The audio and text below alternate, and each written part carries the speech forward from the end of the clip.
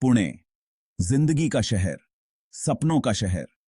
लेकिन इसके किनारे पर एक साया है। वो खाली पड़ी कोयले की खान चुपचाप खड़ी है, जैसे किसी भूले हुए जमाने का खंडर। लोग फुसफुसाते हैं, खान के किस्से, अंधेरे के किस्से। खान के पास हवा भारी हो जाती है, ठंडी हवा का झोंका आता है। ऐसा लगता है जैसे सूरज की रोशनी भी इस जगह से डरती है। अंधेरे को चीर कर रोशनी अंदर नहीं जा पाती। खान अपने राजचिते छुपाए हुए हैं। बुजुर्ग कहानियां सुनाते हैं, उनकी आवाजों में अनुभव और समय की गहराई होती है। टिमटिमाती आग के पास वो बताते हैं, आग की लपटें उनकी कहानियों को जीवंत कर देती हैं। खान के बीते हुए कल के बारे में, उन दिनों की जब खनिकों ने अपनी जान की बाजी लगाई थी। खोए हुए खनिकों के बारे में, वो खनिक जो कभी वापस नहीं लौटे। अंधेरे में समा गई जिंदगियों के बारे में, वो अंधेरा जो सब कुछ निगल जाता है। वो अजीब और गरीब घटनाओं के बारे में बताते हैं, घटनाएं जो आज भी रहस्य बनी हुई हैं। बिना वजह जलती हुई रोशनियां, डरावनी आवाजें, वो आवाजें जो रात के सन्नाटे को चीर देती हैं। कुछ लोग कहते हैं कि खान में भूत हैं, वो भूत जो कभी चैन से नहीं सो पाए। उन लोगों के भूत जिन्होंने कभी इस जगह को नहीं छोड़ा। उनकी आत्माएं आज भी यहां भटकती हैं।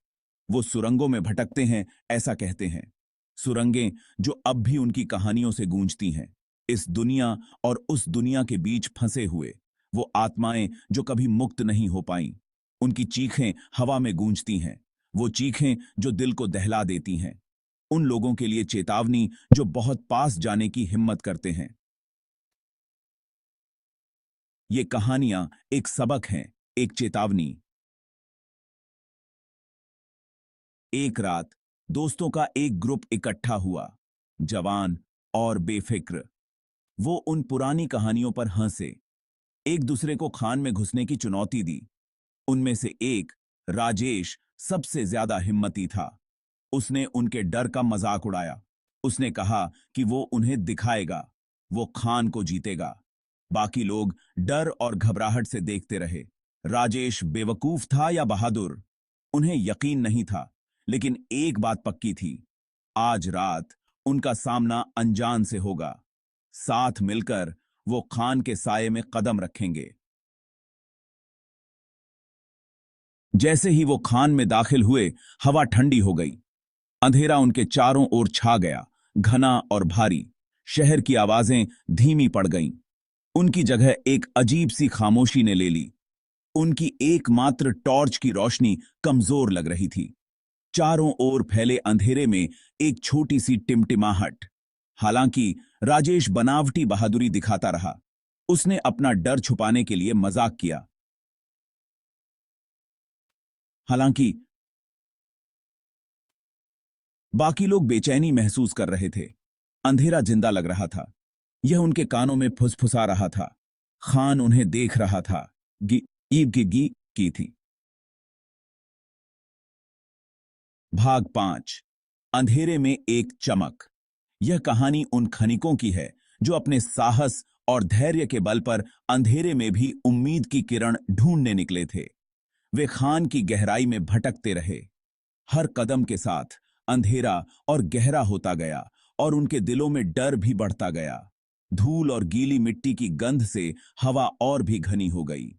हर सांस लेना मुश्किल हो रहा था, लेकिन वे रुके नहीं। उनका समय का पता नहीं चला। घड़ी की सुइयां जैसे थम सी गई थीं। हर पल एक युग जैसा लग रहा था। सुरंगों की भूल भुलैया में खो गए। हर मोड़ पर एक नई चुनौती उनका इंतजार कर रही थी। तभी आगे एक हल्की सी रोशनी दिखाई दी। अंधेरे में एक चमक।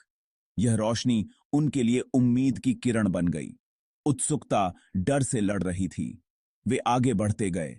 हर कदम के साथ उनका आत्मविश्वास बढ़ता गया। उस रोशनी की ओर खींचे चले जा रहे थे। जैसे जैसे वे करीब आते गए, उनकी उम्मीदें और भी मजबूत होती गईं।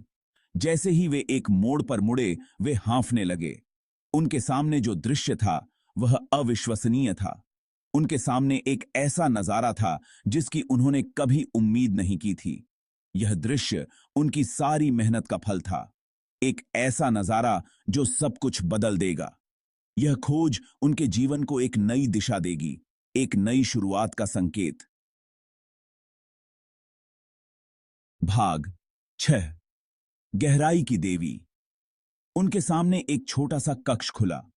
यह कक्ष गहरे अंधेरे में छिपा हुआ था, जैसे किसी ने इसे जानबूझकर छुपाया हो। बीच में एक मूर्ति एक अलौकिक रोशनी से जगमगा रही थी।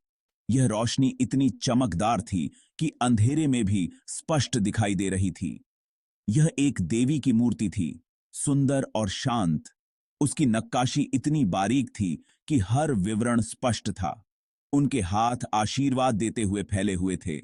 ऐसा लग रहा था जैसे वह अपने भक्तों को आशीर्वाद दे रही हो। उसके चरणों में प्रसाद रखा हुआ था, फूल, अगरबत्ती और सिक्के। यह प्रसाद ताजगी से भरा हुआ था, जैसे किसी ने अभी अभी रखा हो। कोई तो यहां आया था, हाल ही में। यह सोचकर उनके मन में कई सवाल उठने लगे। उनका डर कम हो गया। इस पवित्र स्थान ने उन्हें एक अजीब सी शांति दी। उसकी जगह विस्मय ने ले ली। यह देवी कौन थी? उसकी कहानी क्या थी? और इस खंडहर खान के बीचों बीच इस मंदिर को किसने बनाया था? यह स्थान इतना प्राचीन था कि इसके इतिहास के बारे में जानने की उत्सुकता बढ़ गई। सवाल हवा में तैर रहे थे। हर कोने में रहस्य छिपा हुआ था, लेकिन एक बात तो तय थी, यह जगह पवित्र थी। यहां की ऊर्जा अलग थी, जैसे किसी दिव्य शक्ति का वास हो। उन्होंने धीरे धीरे मूर्ति के सामने घुटने टेक दिए। उनके मन में श्रद्धा और भक्ति का संचार हो गया। देवी की मूर्ति का चेहरा इतना शांत और दिव्य था कि उसे देखकर मन को शांति मिलती थी। उन्होंने अगरबत्ती जलाई और देवी के चरणों में रख दी।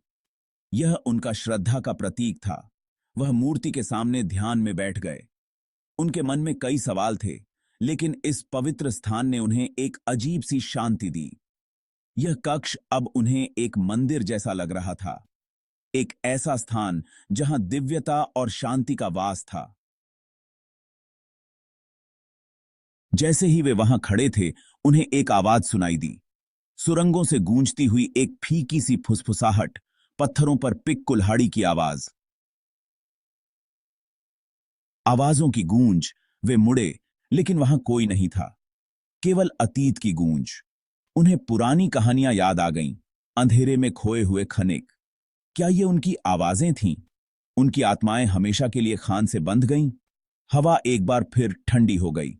देवी की उपस्थिति से कोई खास तसल्ली नहीं मिली। पेब्बोम्बी, वे अकेले नहीं थे। उनके अंदर दहशत फैल गई। उन्हें वहां से जाना था, अभी। वे मुड़े और भागे, वापस सुरंगों के रास्ते।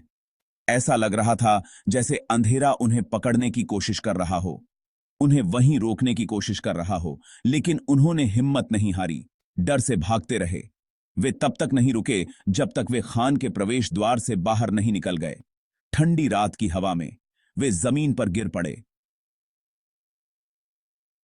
हांफते हुए, आखिरकार सुरक्षित।